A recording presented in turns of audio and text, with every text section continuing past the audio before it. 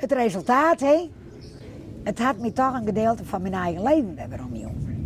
Ik zie het echt op toch een behoorlijk spoor. En dan zit je hier in een chaos dat je geen begin vinden kennen. Zo zegt de tuin van Doetie Dauma in Boetenposter verliezen hier nog uit. Intussen worden de puntjes op de i zet. De tuin is opknapt door vrijwilligers van de stichting Present de Waarden.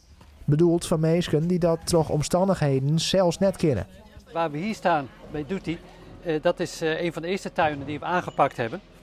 En daarna hebben we nog een stuk of 11, 12 andere tuinen, vooral in Achtkarspelen, hebben we aangepakt. We hebben wel ervaren dat het is een hoop werk is. Het is anders dan even een kamertje sausen of een laminaatje leggen. Dit is gemiddeld zitten we nu op zo'n 50 uur per tuin. De reacties op het tuinproject binnen positief.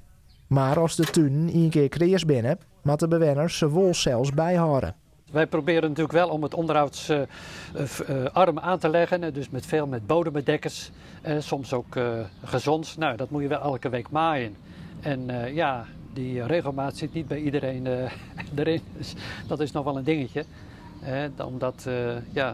om dat goed te houden. Voor Doetie in Boetenpost is dat geen probleem. Zij had zelfs al de eerste grienten nu de tuin hellen. Ze hopen dat meer mensen haar opjaan voor het project.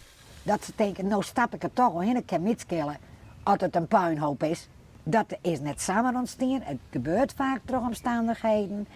En dat je dan toch daar een hele hoop plezier uit halen kan en wat doel in je leven erbij hebben.